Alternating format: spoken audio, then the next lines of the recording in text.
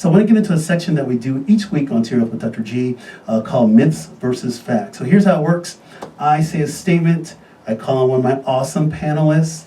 They say either myth or fact.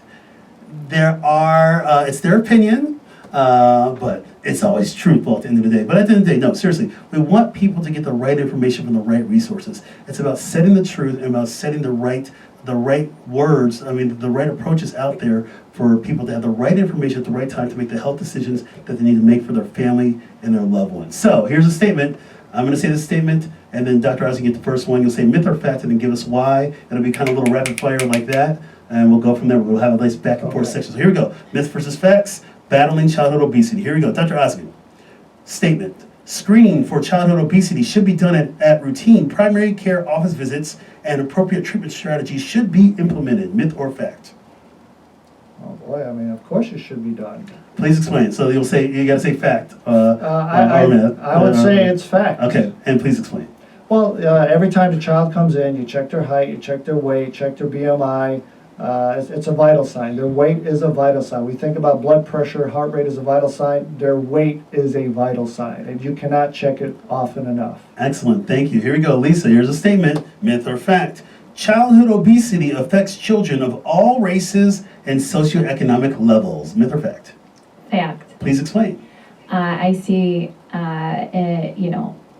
obesity in my own family. I see it in my neighborhood. I see it everywhere. So I don't think it discriminates. All right. Thank you very much. I got to give you guys some challenging ones. I got to give you a couple of lob balls there. Here we go. Dr. Ozgen, here's your statement.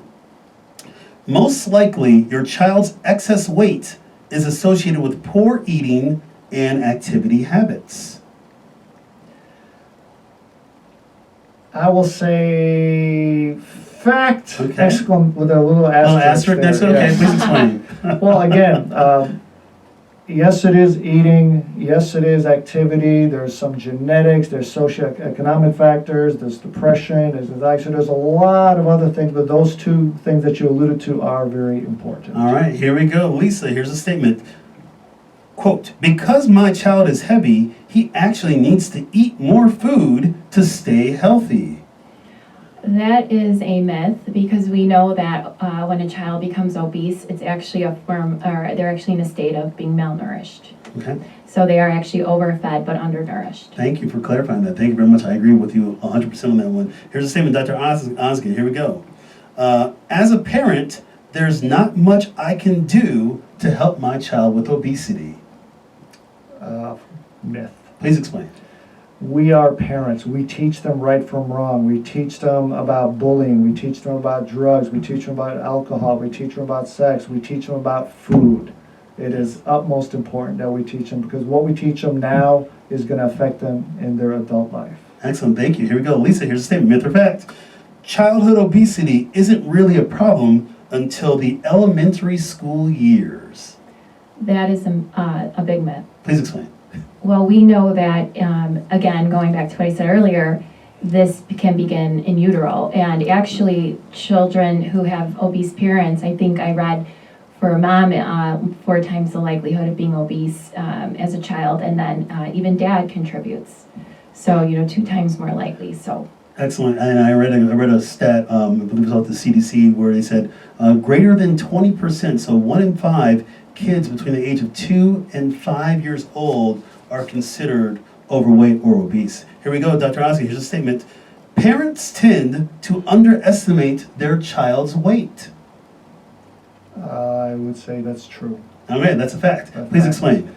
I think sometimes parents don't look at their kids the way, let's say, clinical people do. They think if they're big and muscular or bigger side, they must be healthy because they're getting a lot of nutrition. And I think we see that oftentimes with babies in the beginning. Oh, look how big he is. He must be eating a lot. He must be very strong and healthy. Well, not necessarily. Big doesn't necessarily mean they are healthy. All right, here we go. Here's the statement, Lisa. Here we go. Many of the, quote, natural supplements that teenagers might be attracted to, as well as the near starvation diets that are promoted in newspaper ads or popular magazine articles, are risky. So we're talking about some of the supplements, and these dietary extremes are risky.